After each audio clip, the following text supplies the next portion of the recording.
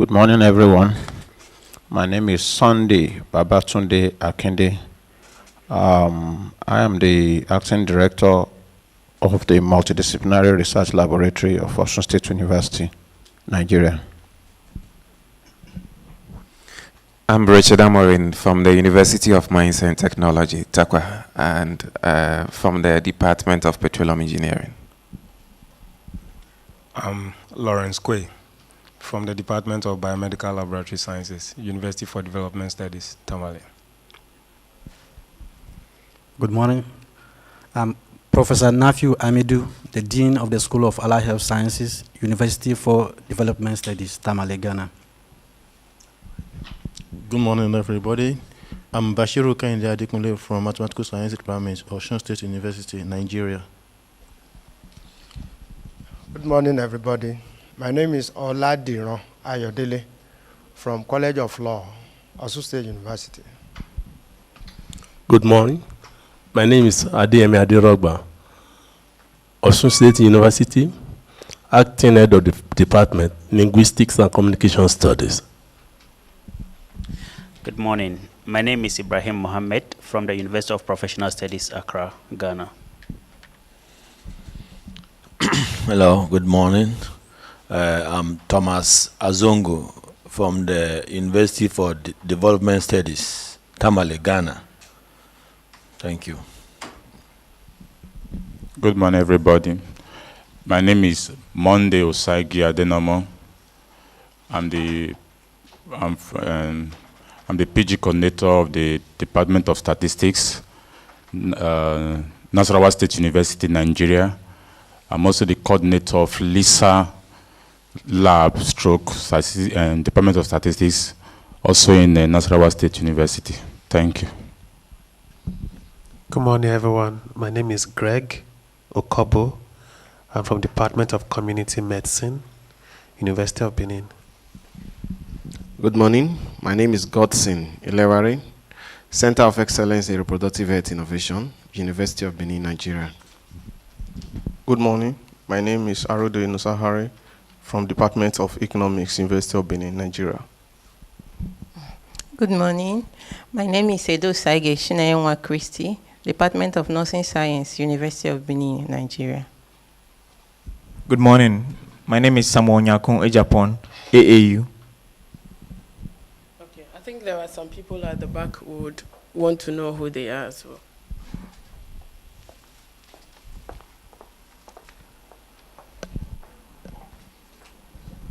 Good morning, everybody.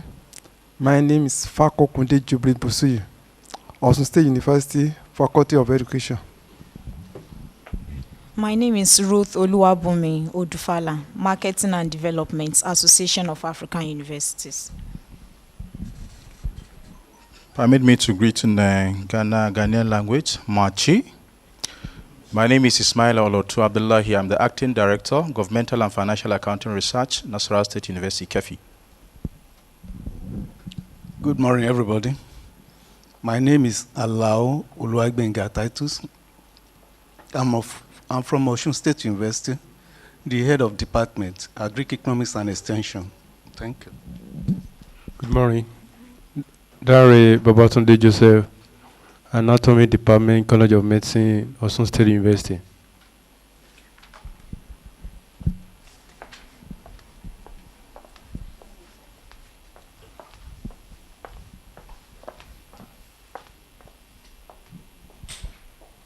Okay, thank you all for the introduction. I'm sure that by the end of the workshop, we should really get to know ourselves more. Because I'm not sure if I give the microphone to one person to mention the names of 5 people, they will be able to do so. Can they? Can anyone? Not those you came with. Okay. Can I do first names? Yes, just the first. Okay, I think that's Professor Alice, Professor Peter, Samson, Sage, that's Ibrahim, Ismaila. But you have not introduced yourself. Okay. My name is Felicia Koagbeji. I work with the Association of African Universities. I'm in the communications department. Anyone to challenge him? Nobody? Okay. I have two questions. My first question is that where are the women? I look around and I think I see very few. They are too few. They are actually only two. The rest are either with AAU or they are facilitators. So only two women. And then I think I also had Monday and Sunday. Where are the rest of the days? Okay, so we'd want to continue. We'd just move forward and take a group photo. Okay, Prophet Healy wants to say something. Yes, ladies and gentlemen, I just want to give you an information.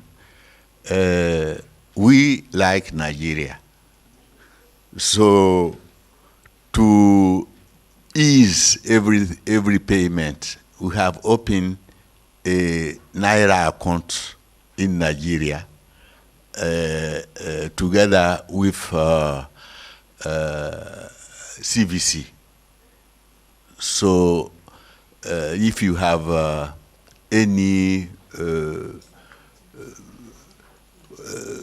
fees to pay, you can pay it directly in our Naira account in Nigeria. So this, because of the issue of sending money outside, which became very difficult since a while. Okay, thank you. Okay, so we'll take a group photo and then we can start the workshop proper. So I would want some of my colleagues to help me with the arrangement.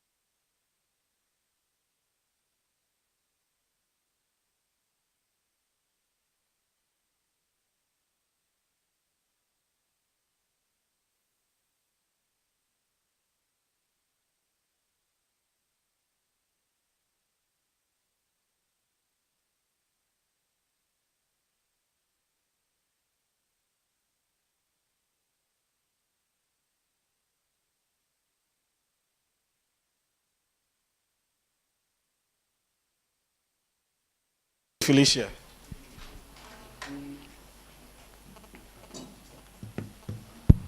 Good morning. And thank you for making time for this workshop. As Felicia mentioned, my name is Samuel Kobna-Enim, and I introduced myself earlier on, and I indicated that my background is economics. Administratively, what I do for the university is to get them to think about the research that they do, the innovation that they do, and the consultancy that they do in a manner that it meets international standards. And I had a number of colleagues also identifying with the research consultancy services for their respective universities. As we went around the table for introductions, I realized that we have huge diversity of people in terms of positions that they occupy in their respective universities, and also from a discipline point of view. While I appreciate that diversity, I must indicate that it would not affect the orientation of this workshop in any way. So let's spend a couple of minutes looking at the program carefully and ask ourselves, what do we want emphasis to be placed on given the diversity of people that we have in this room, and whether at the end of the day we can measure our expectations alongside the program that we have.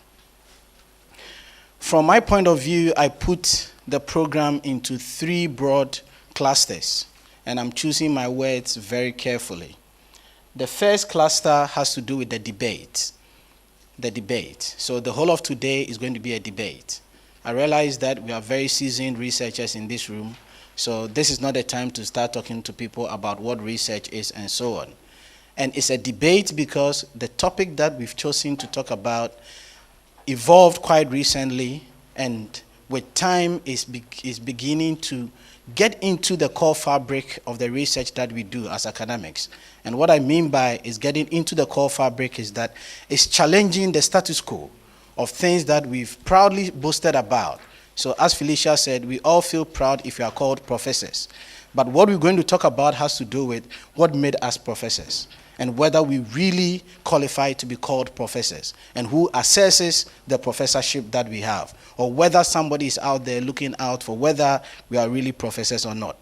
So I'm putting emphasis on the fact that it's a debate, because I know it's not an easy feeling. I know what I'm going through in the University of Cape Coast anytime I talk about quality research. And people begin to ask, what are the indicators for quality research? If you want to westernize it, you talk about impact factor journals, citations, and so on and so forth. Then people would argue that it's subject discipline. The debates keep on going on and on. So it's a very sensitive area, so we need to debate it, and all of us reach a conclusion that this is where we need to go. So the first day, we're going to talk about this debate, and we're going to interact, and hopefully at the end of the day, we would all agree that this is the way forward. That is what I mean by the first block. The second block has to do with resources. And what I mean by resources is that if you look at the program carefully, we're going to introduce you to some also evolving issues. And what I mean specifically by that is what we're going to do on the last day, which has to do with spatial regression. So a number of us, those of us who've done regression before, and I believe that is the case, I used the traditional regression analysis, but spatial analysis is now getting us to think about the contextual issues that affect the things that we investigate. So look at the community, the district, the region, the country. So these are issues that, as I indicated over time, as I indicated earlier on, in the past we've not paid emphasis to it. So on the last day, we feel that after we've introduced or we've worked with Stata, which I've looked at your profile, a number of you say that you are basic users, so you have some idea. After we've walked you through Stata, the last day we say that go home and let's begin to think about how spatial regression can be used to complement the research that we do. Then the third area, as I indicated, is the use of Stata.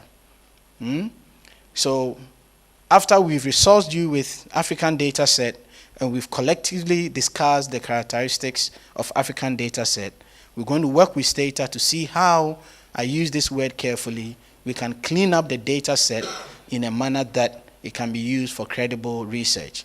And these are some of the things that I'm going to put emphasis on. what makes our data credible before we start running the regression. So these are the 3 blocks. So to get a sense of what I need to put or we need to put emphasis on, let me see by hand in terms of ranks. Those of us who would want more emphasis on the debate, more emphasis on the resources, or more emphasis on the use of data, so that it would inform us on what we have to put emphasis on. So those of us who would want to go for more emphasis on the debate, if we could show up by hands.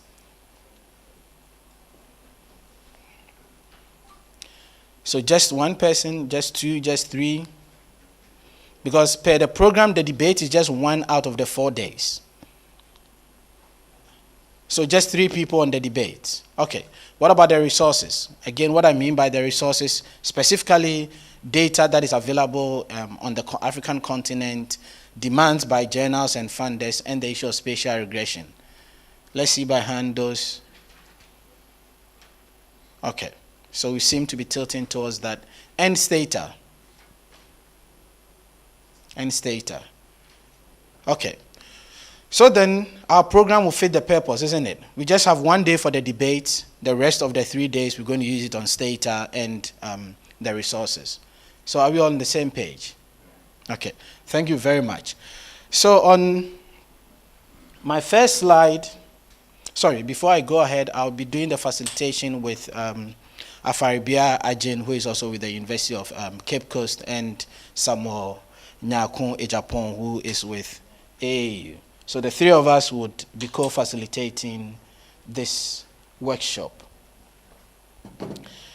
So I decide to share with you where I get my information from as far as this workshop is concerned. And this is very important for acknowledgement. As researchers, we always need to acknowledge where our source of information is coming from to inform the way forward. So this is based on my experience over the period, my ideology, and acquired skills.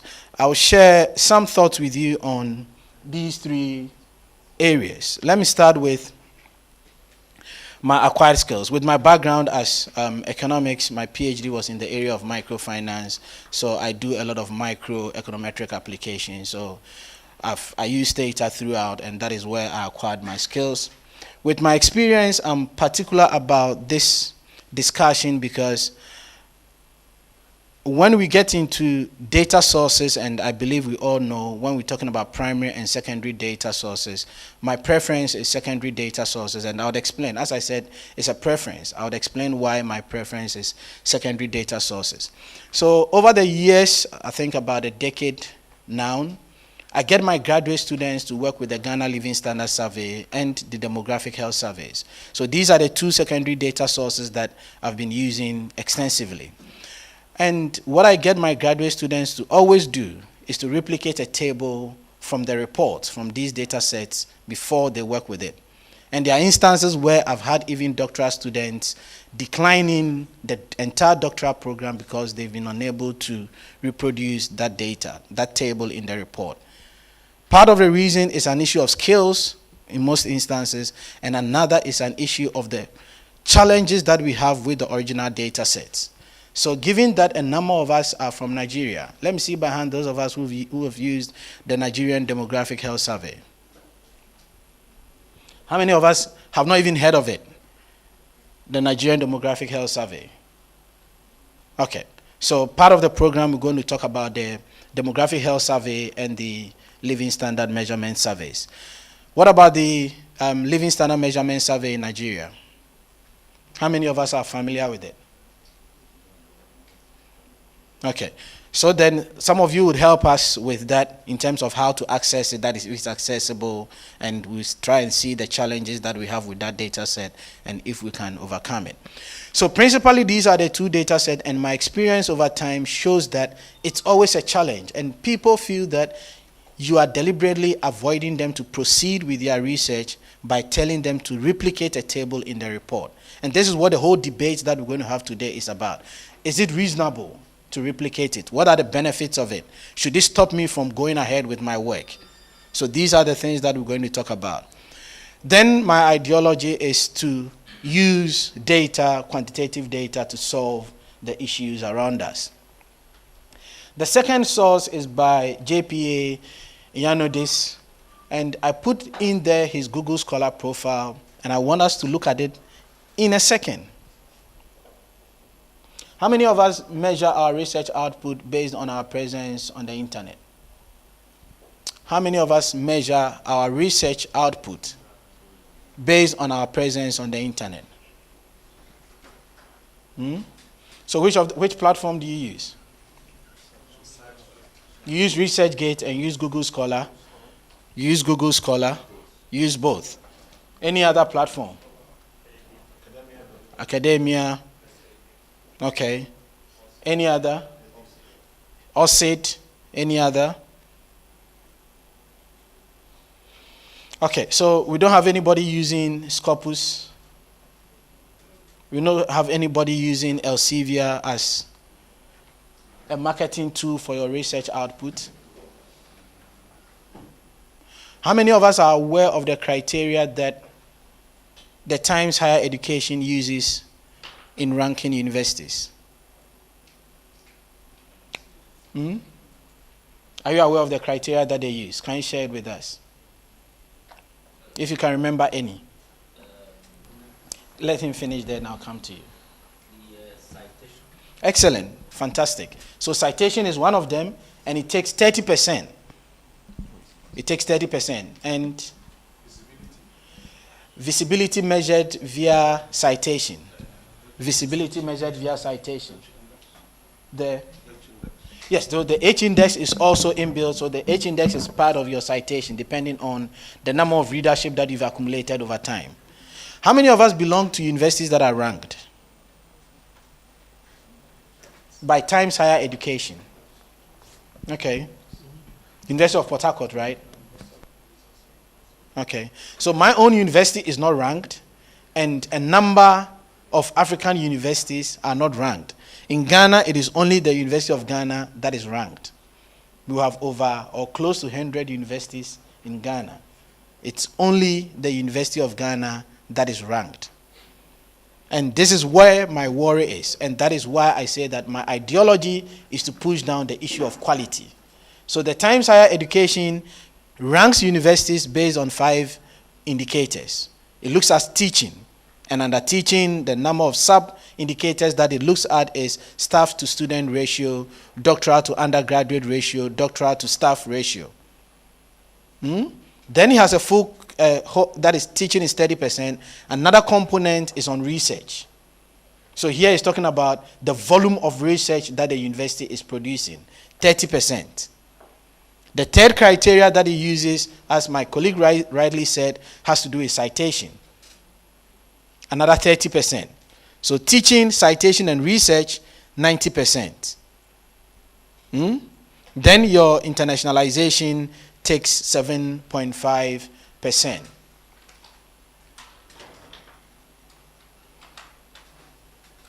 Then there's a faith criteria, it's just run out of mind, it's also 2.5%. So if you look at the metrics, research on the face of it, from the research component, that is the volume of research, and the citation, takes 60%. And it's not just the research that you do in terms of publications. The volume of research that you do is measured through a survey, which takes about 18%. So they go out there and find out the usefulness of the research that you've produced.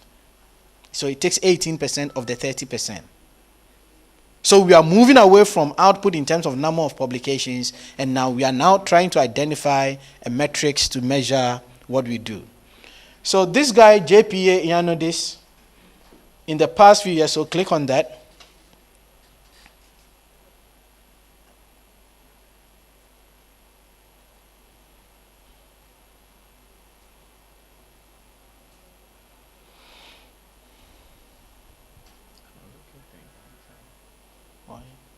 One second.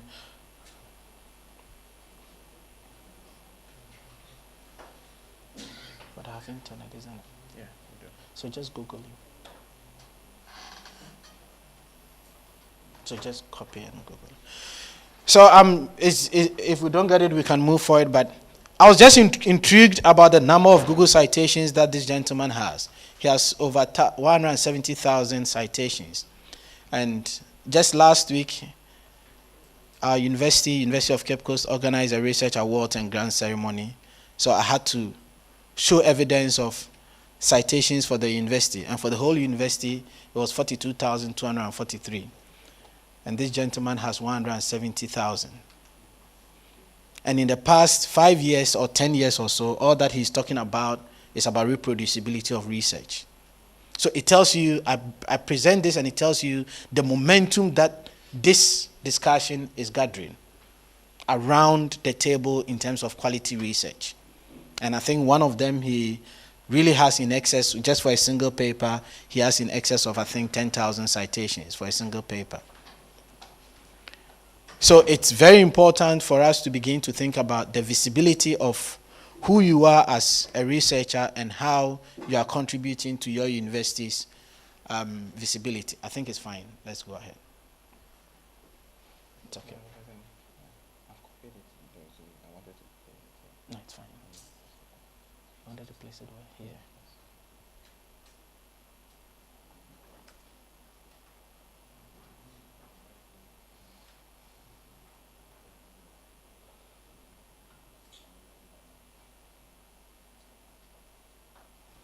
Okay, so this is what I just mentioned to you. So JPA, you know this. I think it's Blair there. Why is it Blair? Yes, this is it. 174,244 citations. And as I said, one of the papers is in excess of 34,000, 14,000, and so on.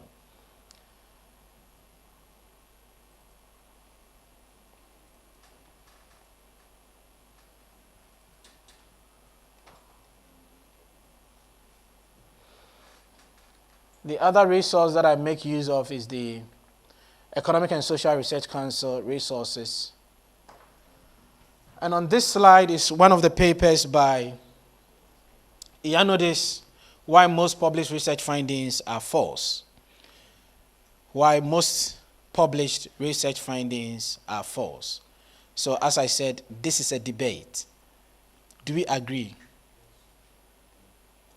Do we agree? Let's see by hand. Or some of us don't even want to be part of this discussion. I see that a lot in my university. And it's so because of the ego. I mean, as I said, you've reasoned all these years, over 10 years, to become a professor. And somebody is telling you that your research is false. It's not an easy thing to take, isn't it? But we need to take it. How many of us agree to that statement? No, the findings. Why most research findings are false. So you are telling me there's a relationship and that relationship is not correct. How many of us, we all know of type 1, type 2 errors in statistics, isn't it? We remember type 1, type 2 error in statistics. So this is what we are talking about. Making a false claim when it doesn't exist and debunking a true claim. Do you all agree with this? Yeah.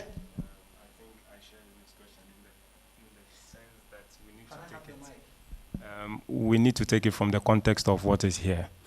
It becomes a bigger Pandora when you just ask me why research data, are false. There's an extent to which I might go to, which will deviate from the nitty-gritties in this paper. So probably if you can give us some bulleted items like standouts in terms of what is here. And then we use that as a point of discussion. Any reaction? I'm going to come to that. Just leave the mic there. We'll pass it around if they need. Any reaction to... From my point of view, the statement there is why most published research findings are false. In my mind, it's as clear as it can be. Yeah, so why? The person is here to give the reasons. Yes, but before we go into the reasons, do you agree that most research findings are false? No, but I'm thinking that this statement is saying that he wants to give reasons why that is so. So unless one knows the reasons. Okay, I think I get you now. So your emphasis on the why. Yes. My question is on the most. Yes. Do you agree that most published research findings are false? No. The paper is on the why.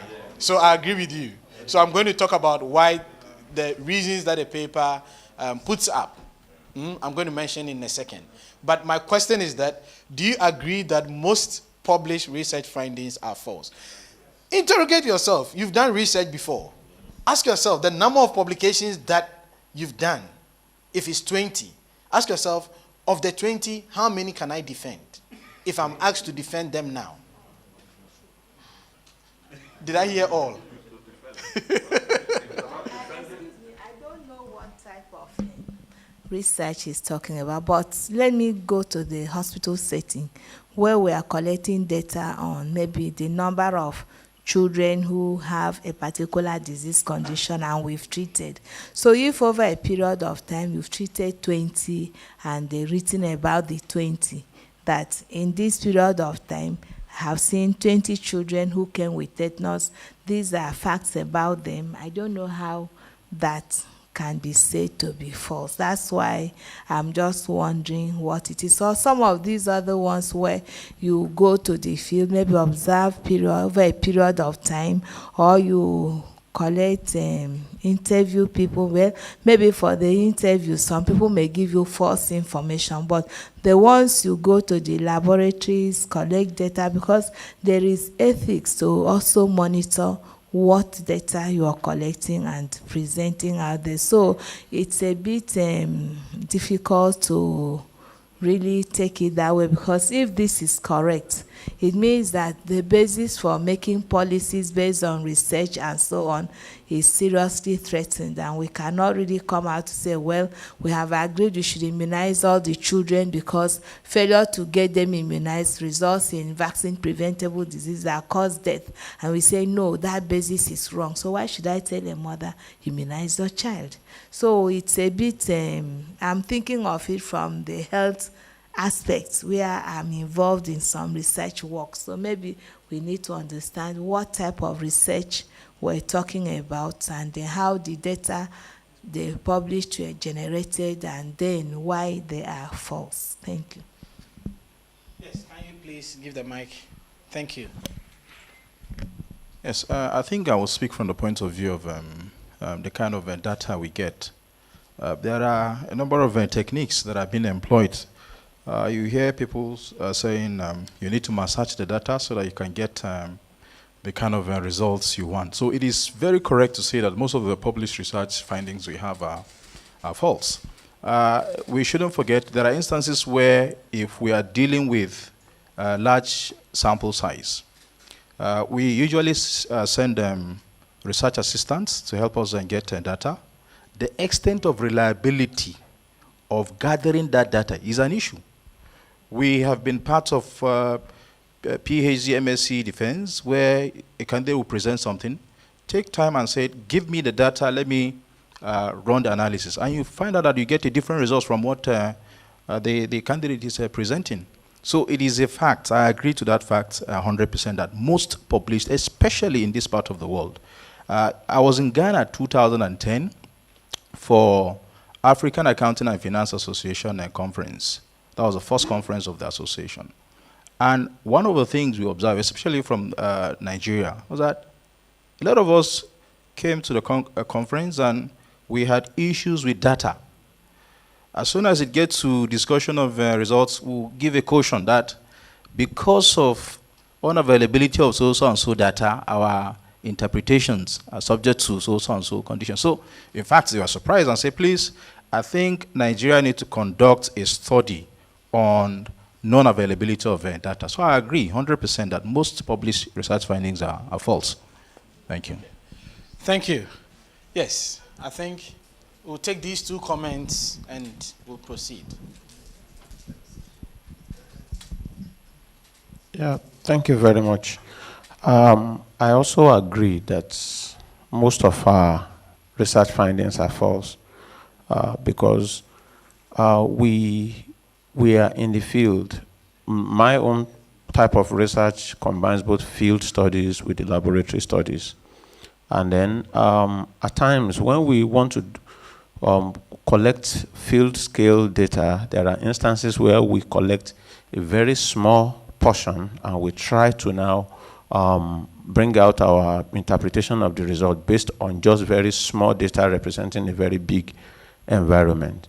Then in the laboratory, there is also another aspect where the sensitivity of the methodology that we use to also get the data out at times can also be a problem.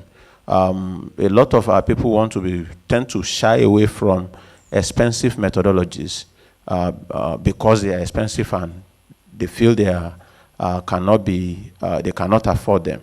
And then so they tend to use so many other traditional techniques, which eventually there are so many errors. By the time you use sensitive equipment, you realize that a lot of wrong information has been passed.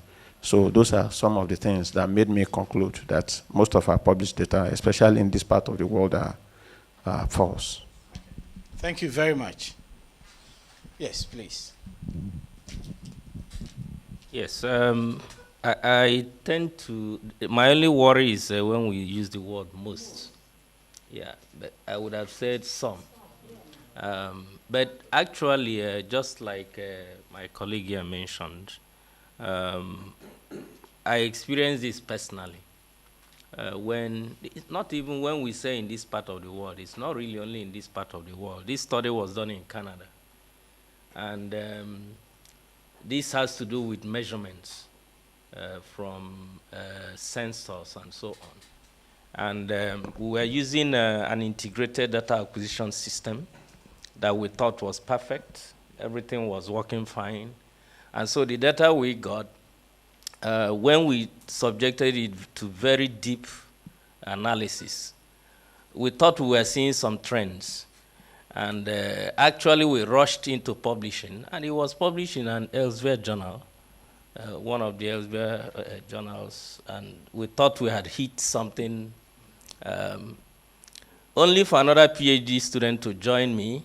At that time, I was doing my PhD, and then did further analysis, and then started querying the data. And we went back, we had to bring in some instrumentation engineers, only to find that we were actually suffering from spurious signals from neighboring equipment. So when we run the equipment, it's actually picking signals from some other equipment and superimposing on what we were measuring. And we thought that was a trend. And so when we had very good filters in the system, the data changed. So I think when this kind of thing comes out, the first reaction is everybody tries to say, no, I wasn't lying. But I think from the point of view that you are actually reporting something you thought was true, it's not that you were cheating or anything. I mean, it's like the whole issue of medical care in Africa, where people do diagnosis and they think that this is the issue and they give a wrong medication. In that case, it's not as if the person was doing it intentionally, but this is what he thought he was seeing. So in that respect, I agree. The equipment, the methodology, like he said, all these things can make us think that this is the correct thing that we are getting, but actually it is not. Thank you very much. I think the kind of responses that we've had so far speaks to the fact that it should be a debate, especially the last part that he said that there are instances that we don't do it on purpose, but there are instances where some researchers do it on purpose. A colleague around this table just shared something with me that somebody gave him his stata codes to look at, and because the person knew he was cheating when he was writing the syntax, wherever he's cheating, he says, let me cheat small. And forgot to clean this let me cheat small and shared the syntax. So the next person who got it realized that something happened there. But in most instances, I agree with you that what we think it is right is really not right. In this context, again, to respond to the earlier... just to add to that example, yes. I remember when we were doing our PhD, there was this guy that's when you run regressions and you're not getting the expected size. Then you say, Abdul, change it. Nobody will see, change it. So if he's expecting a positive sign and then maybe he's getting negative, you say, let me just change the sign. After all, Yeah. nobody is watching. So, I mean, yeah, it's true that there are deliberate ones and then there are those that Unconsciously done. Yeah. Let me give you a quick recap of what this I do it in 2 sentences. So what this does is to put the sources of this falsehood research findings into 2 broad categories. One, he calls it the bias, and the other, he calls it the kind of research that we do in silos. So the bias is all that we've talked about. And I don't know, those of you who've come across this paper by Blackwell on theory, measurement, theory, conceptualization, and measurement. It's a very useful article. I encourage you to read it. Theory, conceptualization, and measurement by Blackwell. And it gets you to appreciate how we deviate from reality up to the point of theorizing, and to the point of conceptualization, the extent to which we deviate, and to the point of measurement, the extent to which you deviate. It's one of the papers that I read, and I feel that you need to be humbled as an academic, because your attempt to explain the real world goes through a number of transitions where you compromise. As I said, the title of the paper is Theory, Conceptualization, and Measurement. So he talks about biases. Ioannidis talks about biases right from the conceptualization stage through to the methods and the presentation of the findings. At each stage, you can come up with an element of bias. Then the question is, to what extent is that bias acceptable? I know all of us here will have been forced, in quote, to believe that the p-value of 0.05 is the magic number. And how many of us have interrogated the p-value of 0.05? Thank you. We need to question that. Once we run a regression, we see 0.05, we are excited. So we want to move on with it. Does it apply in all circumstances? The answer is a big no. Does it apply over time, consistently? The answer is a big no. But all of us are happy with that p-value of 0.05. So nobody interrogates it. So the biases could be based on established knowledge or the specific research that we are engaged in. Then the other thing that Ioannidis talks about, as I said earlier on, is doing research in silos. In the literature, it is called, how many of us have heard of salami slicing? Salami slicing. So you see somebody saying that, I'm looking at the effect of education on child health. The paper would get into a very high-class journal, assuming education is the only thing that would influence child health. Or assuming education does not interact, and if it does interact, what does it interact with and to what extent? So we do single variable analysis, and that is fine, because that is what regression, the traditional regression, allows us to do. So you do education on child health today, tomorrow I do mother's wealth on child health. The next day I do bargaining power on child health, salami slicing. You get all of them published, you get 20 publications in a year. Then you are called a professor, and we are happy with it. It is false research findings. Let us appreciate the context of falsehood here.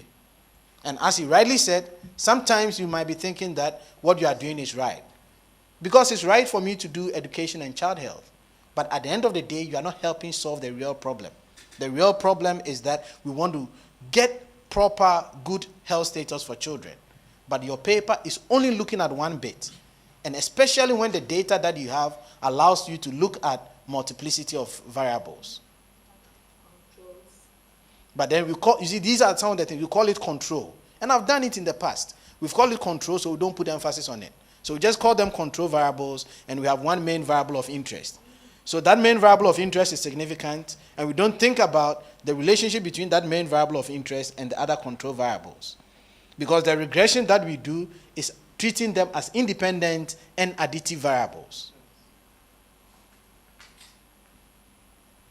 So these are the 2 problems that Ioannidis identifies, and he has a number of corollaries to this. So I think I'm not going to go through this, but this is one of the papers that it's in microfinance that showed evidence that earlier papers, in fact the earlier paper was published in one of the very, where's the marker? The pointer. I need a pointer. So the Journal of Political Economy, if you see the volume number, is 106. It tells you how long this journal has been in existence. So the Journal of Political Economy is one of the top journals in economics. And this paper was published by Pitt and Kandaka. Kandaka was at one point the development economist at the World Bank on the promise of microfinance. Then using the same data set, Rudman and Murdoch in 2013 rebutted whatever findings based on two things: the kind of data that they had and the estimation technique. Meanwhile, the paper by Kandaka, because he was at the World Bank, led to all the kind of investment that we've seen in the microfinance sector. Because of the kind of person that he is, the head of development economics at the World Bank, does a paper using Bangladesh and says that microfinance reduces poverty. Global community, all of us put our money in there. Then somewhere along the line, Murdoch and Rudman come up to say that the findings are not correct. And for those of us in this area of discipline, it's not surprising to us that microfinance has not yielded the necessary impact. The other paper, again, sorry, all these examples are in economics. The other paper is the famous debt-GDP ratio. Debt-economic growth ratio. In Ghana, it's a hot debate, and it's a politically sensitive debate. The government comes to power and says that my debt to GDP is 60%. It's okay to drive economic growth. Another government comes to power, it says, I've reduced it by 2%, 58%, so that is fine. It can drive economic growth. So these two guys, Reinhardt and Rogoff, did a study on the United States, determined the threshold by which debt drives economic growth or otherwise. Then, as my colleague Riley said, some years later, these PhD students picked the codes of these top professors, Reinhardt and Rogoff, and realized that the coding had a problem. Just the syntax that they used was problematic. And whatever they had done, not from an estimation point of view, just the coding point of view, they rebutted whatever findings that had governed our understanding of the threshold between debt and economic growth. So there is clear evidence that the research findings that we put out there are susceptible to some element of falsehood. So we need to be mindful about that. And this is the motivation for this workshop. So then my next question is, given this motivation, is it worth getting into this? Some of us are not saying anything because we are not happy. My good friend from UDS, you are right in front of me, but you've not said anything.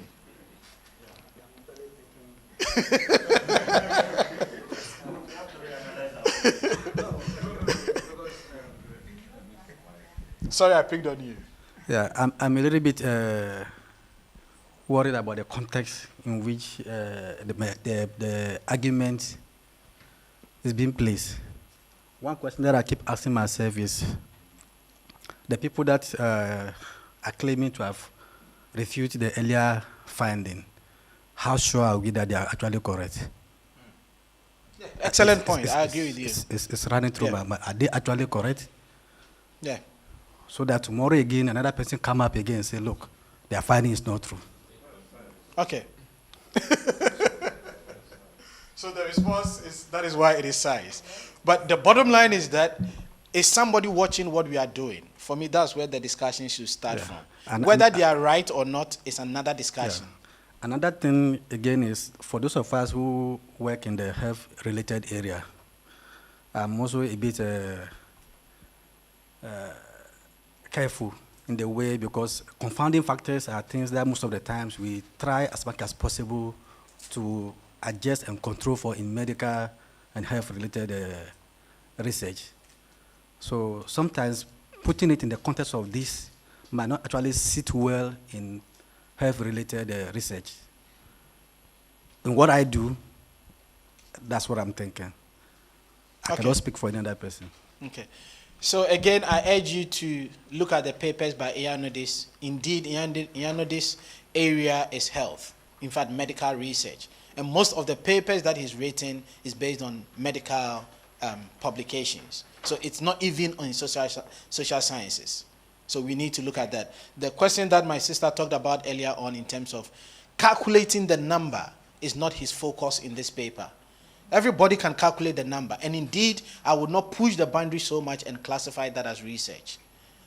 What he puts emphasis here is the relationships that we talk about. That is why later in the day I feel that let's all brainstorm and begin to think about the kind of research that we do when we say there is a problem, when we say there is objectives, when we say there is hypothesis. What qualifies to be a problem? What qualifies to be a hypothesis that needs to be tested?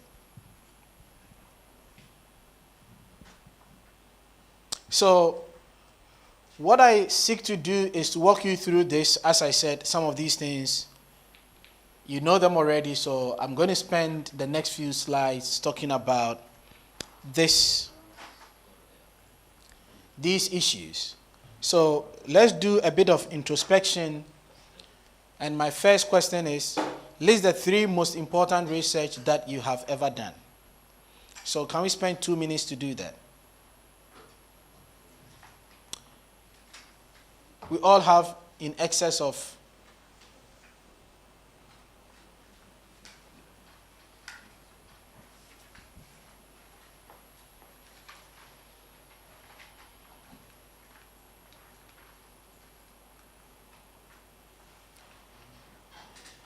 remove it and put it in.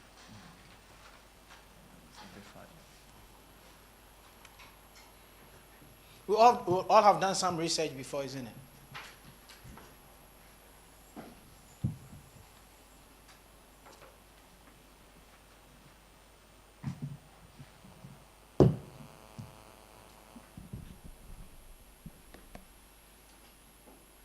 We all have done some research. So let's list the 3 most important research that you have ever done. I don't want the full citation. Just write them down. So if you did something on fertility and some contextual variable, just write fertility and environment and so on.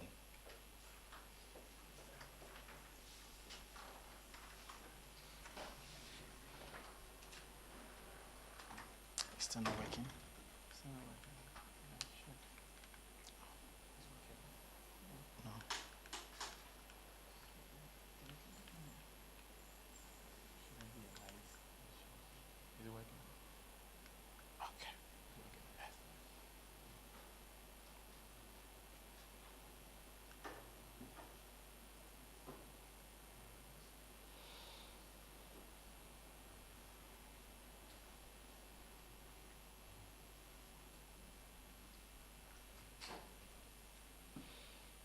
Are we done? Okay. So can you tell us why you've identified these 3 as the most important research that you've done? Why you've identified these 3? Well, for me, because they led on to other things, and they were... So just pick one and walk us through. Okay. I chose one, like for example, biodegradation of commodity plastics. You know, it's a general problem in our environment, and everybody would tend to believe that the plastics are not biodegradable.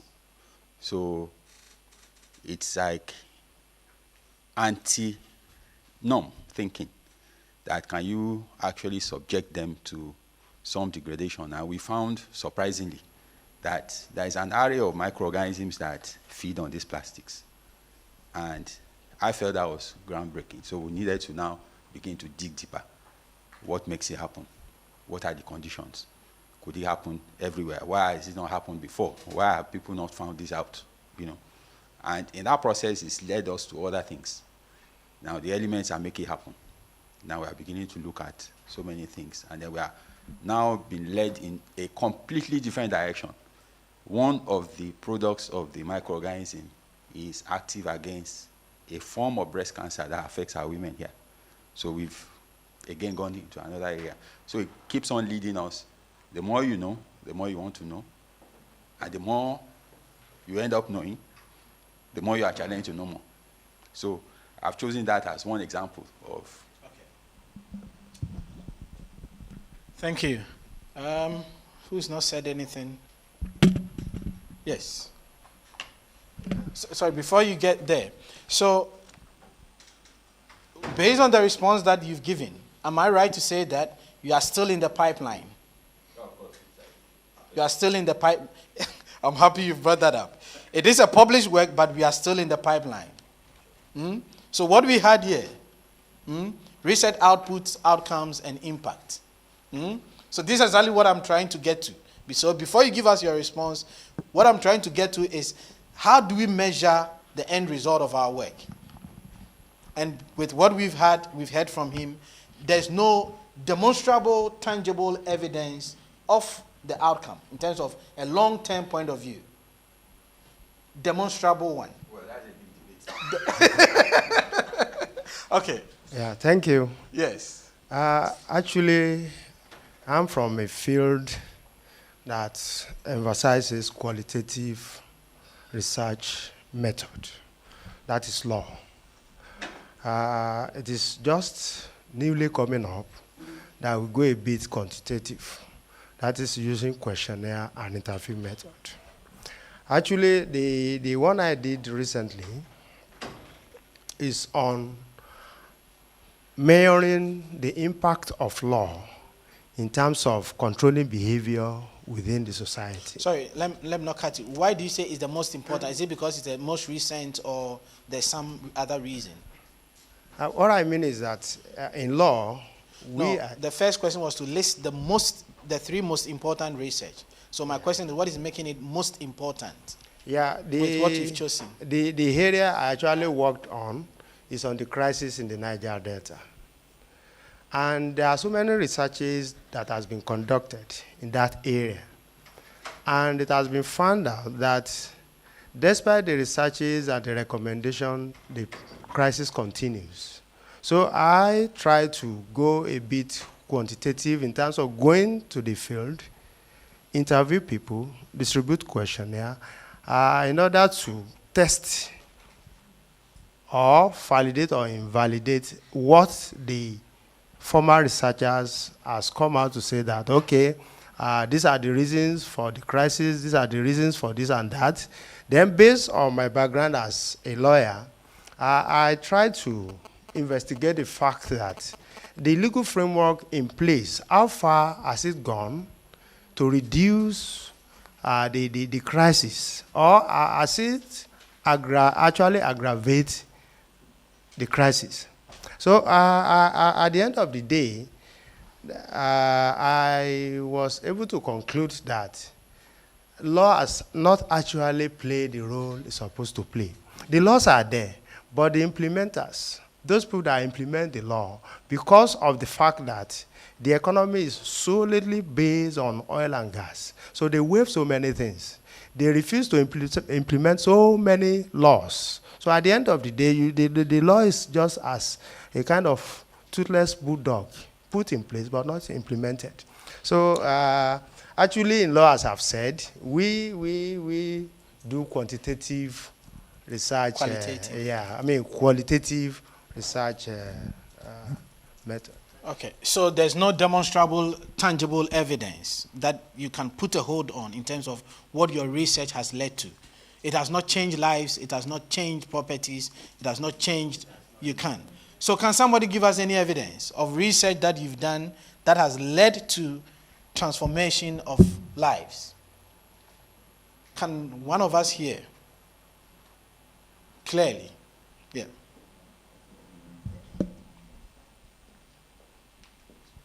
So here I'm putting emphasis on attribution. Thank you, sir. So my research focus based on communicable diseases. We try to model communicable diseases. Communicable diseases. So and we don't emphasize much on HIV. If you look at the prevalence of HIV in this part of the world, I think it's rising, every passing day. So we now try to look at the effect of the treatment on it. So we put into consideration so many parameters, because if you look at our policymakers, the way they implement it, they just spend money and the resources on what is not supposed to. So we now try to see, if you try to evolve the existing model, So, and maybe we'll try to introduce some parameters that we see that maybe it can, help to reduce the prevalence in this part of the, world. So we try it, and we now see that the awareness is not there about the treatment of HIV. So we now look into the parameter, and we give the recommendation to the planners. And we see that in doing that, especially in Nigeria, maybe during the antenatal period, and maybe the awareness on the radio and the television, so, and it helps a lot. So to what extent can you claim intellectual ownership of that? Actually, if like I said, that we the emphasis on modeling. So you just try to pick the existing model and try to evolve it. So you cannot claim intellectual ownership over that. No, to some extent. Okay. So then, yes, thank you very much. So then, my question before you come in, my question now is it worth having a discussion around that issue? Yes. To what extent can we, as professors, claim intellectual ownership about something that we feel we've been part of the change? Should we be worried about it? There's need to. Because if you have let me say you have a system model, you try to evolve it, and you try to see the validity of the parameters that you introduce. It might be done by other people, other researchers. But you now see that, okay, is this what I'm doing? Does it have any impact in the society? Once you see the traces of the impact in the society, you feel very happy about it. But some people, other people, you see that this does not have any significant effect on.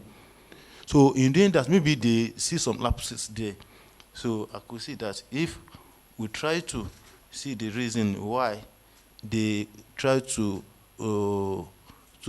challenge it, and the other parameter that we see that maybe, like I could remember, I was doing a research on Bayesian, looking into regression model. When we consider, when we try to violate the normality assumption. So, and the environment and the other factors, hinder the progress about carry out the research. So, this kind of things, warranted for further discussion about it. Okay. Do you still want to make a comment? Yes.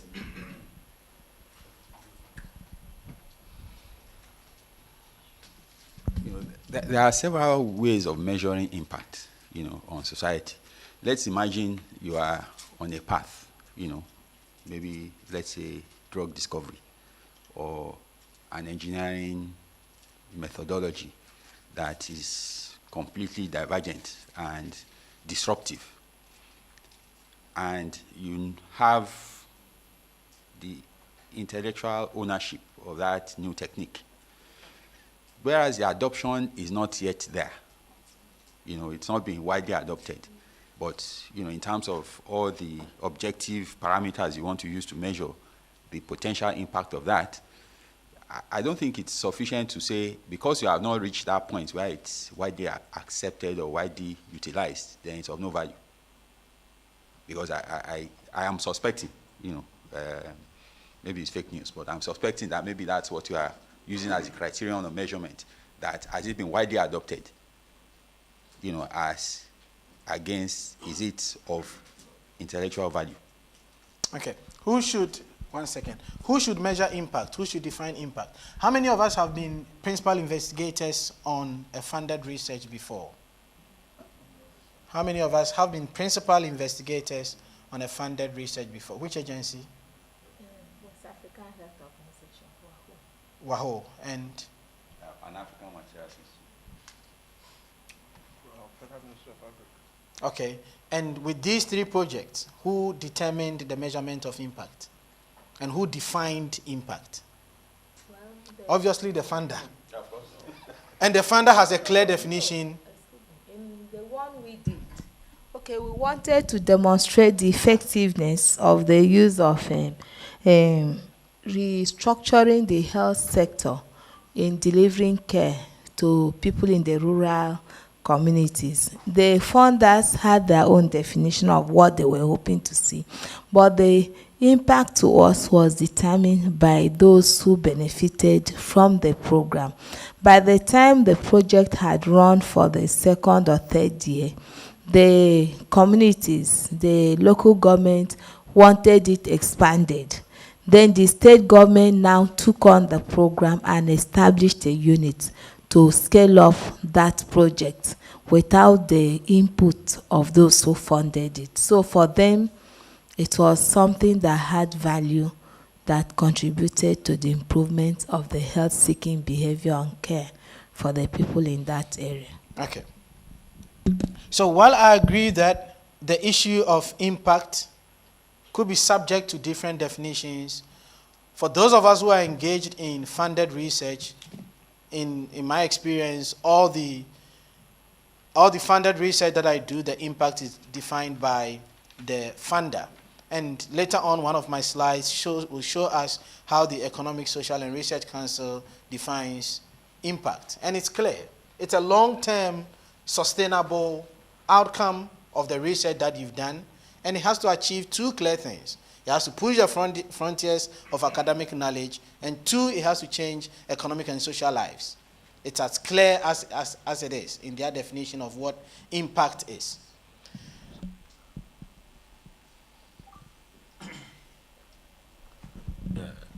Thank you, Prof. I'm just wondering, some of us, our researches, you know, we just aim at publishing a paper, and then you get a number of papers, and then you get your promotion, and then you go on and on, then you become a full professor, and that is it. You are in the university.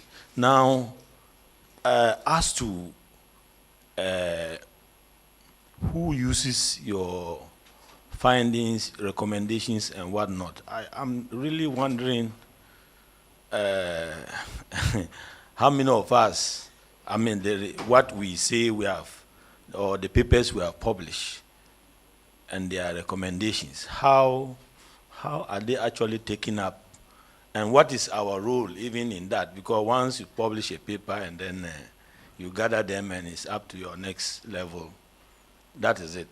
See, okay. So I'm just wondering, it looks like you are talking about those who have led researches in some funded organizations and all that. Okay. But for some of us, we are just university teachers, and then we are just aiming at promotion. Okay. So I don't know how it can help me. Thank you very much. I think my work for the rest of the day has been made very easy. And before I take those two comments from you, just give me 1 second. Let me walk you through this cycle, then we'll take some input. So this is what, based on my readings, I thought, put this out there and get people to think about it. So academic research industry, I identify 5 issues for us to think about. Up here is what my colleagues have just talked about, the conduct of research. So you do it and you get an output out of it in terms of publication, and we are okay with it. That's what we all have been made to believe is the essence of doing research. So at the University of Cape Coast, I make a distinction between academic promotion and academic progression. And maybe if I have time, I'll show you some of the slides which is happening now. Now in a lot of universities, you see professors, once they get a terminal rank, full professor, their publication output reduces. And the publication output of senior lecturers and associate professors far outweighs, and here I'm talking about the output in terms of number of publications, far outweighs the output by professors. It doesn't sit well with me. How can that happen?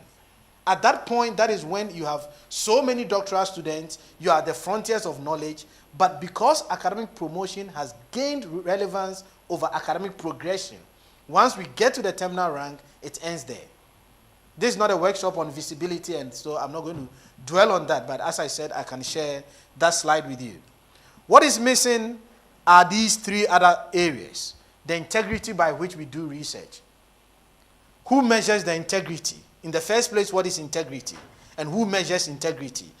And is integrity worth measuring? The third area is the ethics of the research that we do. What are we complying with? What are the don'ts and what are the do's? Then the fourth area is what we've spent much of the time of the day on: transformation and sustainability. How many of us do research having this cycle in mind? Until I became the person in charge of research at the University of Cape Coast, all that I was thinking about as an economist is getting my publications. Then you get people coming to you. What is University of Cape Coast contributing to its surrounding environment? People come to me and say that, can you identify any output that has led to the transformation of a community in which the University of Cape Coast sits? Then I take my phone, I start calling professors, I start calling provosts, just as we are struggling now to attribute an intellectual ownership to an outcome. It is the problem. So we need to reinterrogate the manner in which we do research. And this is exactly what we are doing now. To what extent can we say that our research is reproducible by another person, in which case it can transform lives? Let me take those two. Sorry, the last point has to do with the research environment. I put that down because I get a lot of comments from the scientists in my university. They tell us that, stop talking about integrity, ethics, and transformation of lives when you don't even have a mega laboratory that would help us do ABCD. A lot of the health-related journals, they say that if your laboratory doesn't have equipment, this ABCD equipment, you cannot produce this. So which research environment are we working in? So here we're going to talk about issues related to the infrastructure, the legal issues that surrounds the kind of research that we do. In Nigeria, do you have any research council at the national level? Okay. In Ghana, do you have a research council? Hmm?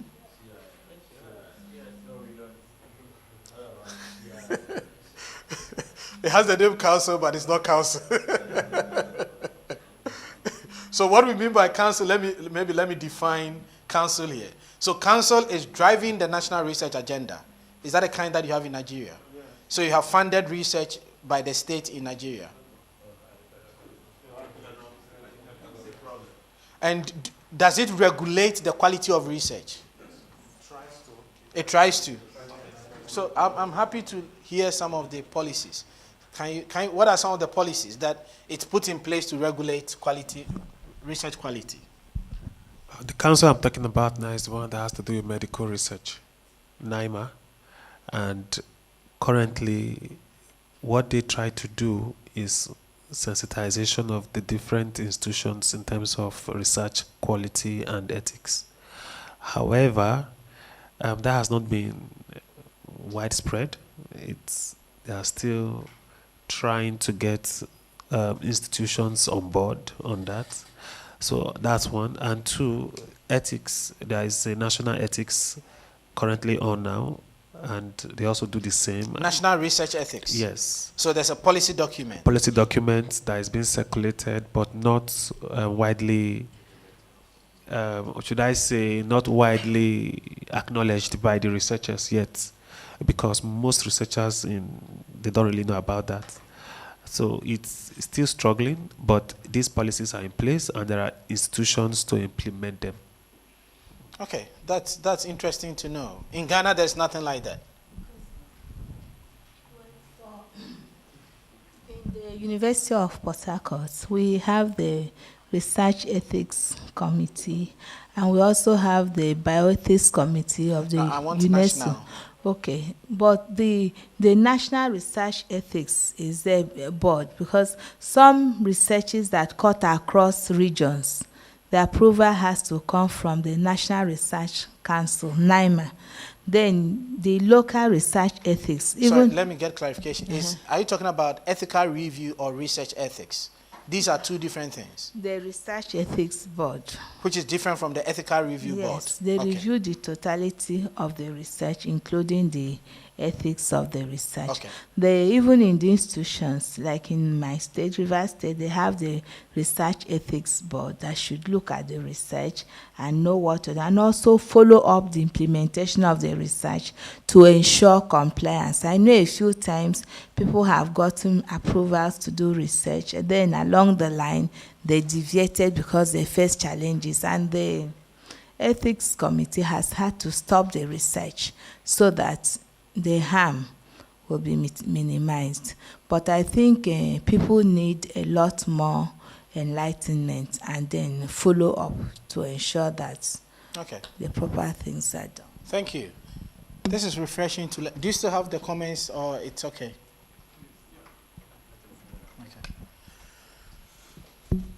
Yes, my comment is on the purpose or the drivers for which motivate the kind of research we do, especially in our tertiary institutions. The major drivers is the issue of promotion. The issue of promotion, that's it. There is a slogan, either you publish or you perish. So you see a situation where once it is getting close to October, because that's the month in which we expect applications. Yes, promotion assessment. People sending messages to their colleagues in other institutions, probably send me acceptance letter so that I can present it for the purpose of promotion. Yes, it happens. In my center, I've had cases where some people had to call me to say, please, if I can send them acceptance letter. I tell them, well, I need to see the research you have done. Send it to blind and peer reviewers.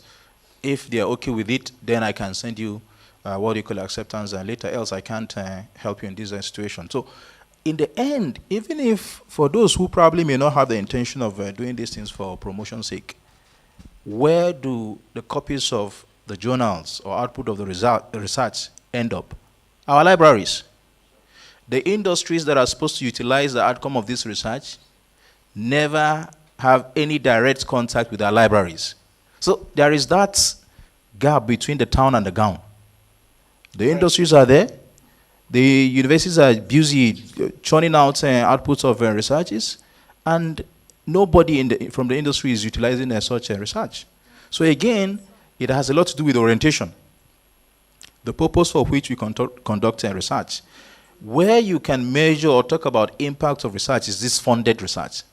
But if it is within the university environment, sir, forget it. Let's be factual. Let's be truthful. Point.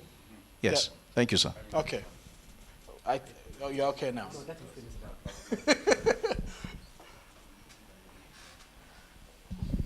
Thank you. Two more comments. I know I've delayed you for 10 thank minutes. you, Prof.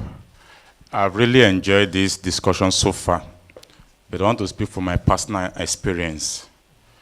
Well, I have some publications, and not that, maybe sometimes cited and all that, but I begin to swap from that now, because I wanted to go for postdoc. In fact, most of my postdoc are almost like as if they are rejected. There's one to twice. They said there was no limited fund. Then there's one that's supposed to go to Germany. Twice review it. They say not. What did they put, self? Okay, the outcome was not favorable. Then I'm thinking, what will really change my research or my thinking and contributions now? Just as they have said, is the founding one. When you send your work, when you apply, you send your proposal to the fund, you will learn a lot of things. Now, my name, I'm not a Scopus, I'm not a Web of Science, and all that. I think those other journals too also help my research. Thank you. The last bit of your comment, again, this is not a platform to talk about it, but in the last AAU workshop that I facilitated it was about research visibility and how to attract funding for yourself. And what you said is just spot on. I told the participants that when the University of Cape Coast was trying to establish the research office, I went with 3 very seasoned professors to one of the universities in South Africa. Immediately we approached the University of Cape Town's research office. The gentleman who was hosting us started taking our names, and once you mention your name, he started Googling your name to see if something is going to come up. And out of the 4 of us that were there, I was the youngest. I was the only one who had some presence on the internet. Now look at this young man sitting there and this professor from University of Cape Town talking to me. You know the Ghana African thing. You are with your big men and you are the one of the focus, because after the meeting he said you were the only one who had identity. And sorry, just to comment. It's not the presence of in the internet. I'm there. But what I'm still saying is that where I'm driving at, number 1, Scopus, number 2, Web of Science. And that's where I'm driving at. If you talk about Google's citation, I'm there and all that. But it's the fund that will help me naturally. I've already taught myself. I must do something that people can fund, which we really, that's where you can measure the output, the outcome and all that, and the impact. Apart from that, no other place. Okay. Yes. Okay, I just want to draw our attention to some aspects, because the discussion seems to be sensitive and open-end discussion. The effect of time in either accepting or refuting earlier finding is one thing that we've not been looking at. If I do a study today and the finding is X, after a while, the behavior of the environment might have changed. And you come in, repeat the same finding, and find a different result. It does not mean that my earlier finding is wrong. So the effect of time is one thing that we need to be mindful of. Okay. Can I kindly request that you note this point when I talk on the slide on our source of knowledge gap or our definition of research problem, we'll discuss this a bit more. Okay, then on the impact, because the people have talked about the use of the policymakers, it's one of the things, because when you're in the academic area, promotion is one of your focus points. Now, the impact measurement, let me give you one of our 2 findings. We work on HIV, and then because what we realize is that in deciding whether to place HIV patients on antiretroviral or not, we often use what we call the CD count or viral load to decide whether to put them on antiretroviral or not. Now, in a resource-limited setting where they don't have these machines, what do they use to decide whether to put the fellow on drug or not? So we use a simple test that is normally common in the local setting, the full blood count that most people are able to do. And we use one of the parameters, lymphocyte count, that is able to accurately predict the viral load, and then on that basis you can choose to put them on the drug or not. This is a very sensitive and good finding that is helping a lot of people at the local setting now. The policymakers may not be willing sometimes, because the politics involved, in changing the policy in this direction, because they will be looking at what maybe their political gain and other issues. That is one. 2 is most people who are diabetic, to decide whether they are diabetic or not, when we are doing the work in the laboratory, we often take the sample into a particular tube. I don't know whether you should be familiar, what we call the fluoride oxalate tube. This is what the Western world has made us to believe, that once you take the sample into that tube, it gives you the accurate measure of the fellow glucose level. But we begin to question that in our setting, this may not be true. So we begin to do research and find out that, look, that particular tube actually do not stop the glucose from reducing. And we've been able to offer alternative instead of using that particular tube. Because if you use it and keep the blood on the table for some time, the glucose level will continue reducing. So these are sensitive diseases. So we need to be a bit careful how we sit our finding in the context of the Western world. Otherwise, we'll be misled. Okay.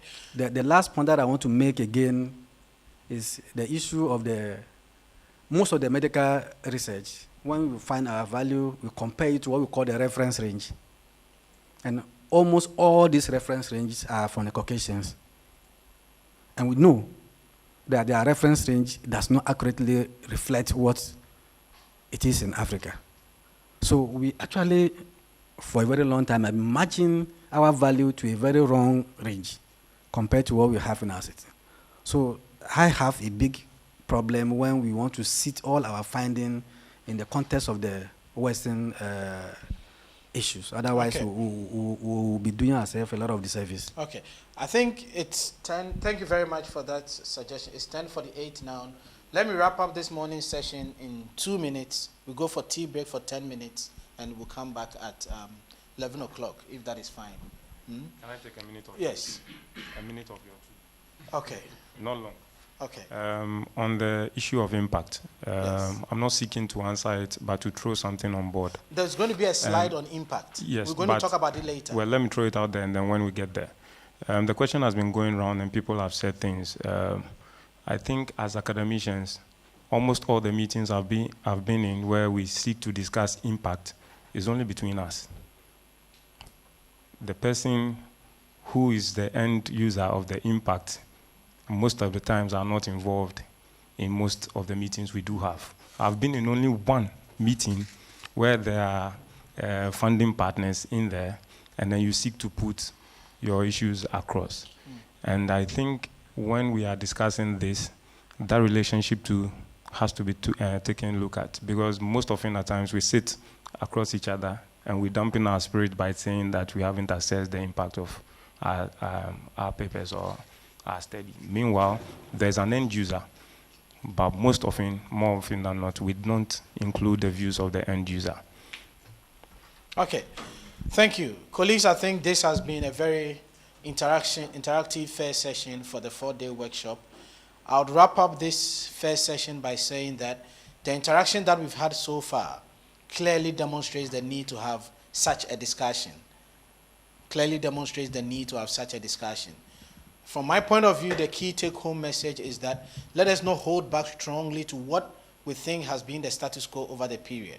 Now let's begin to open up once we see something like that and ask ourselves whether whatever we are doing is governed by some element of integrity, whether we are abiding by some ethics, and whether we are achieving impact. The concluding word for this session is that we should go back having our tea, thinking about what theory is. I'm not here to tell anybody what theory is. And ask ourselves whether theory is a function of time. No. Whether theory is a function of local context. No. So now that we are beginning to say that theory is the first step for us to begin to think about what the real life is, how are we doing our empirical work, which is grounded in theory. So this is the take-home message while we have our tea break. The issue that our medical reference points have been guided by other population groups. I know a number of you with a health background know how we've transitioned from the WHO measurement of malnutritional status between the earlier one and the 2006 version, where now Africans are part of the population. This is the kind of research that we need to do. We don't need to see changes happening now, but we should have clear trajectories in our minds that in 20 years' time, this is what we are trying to get. Let us not give up because we think the Western are so reserved to it. Having that mindset that it has to change is why we do the research. So colleagues, on that note, thank you very much, and we come back at 11 a.m. Thank you.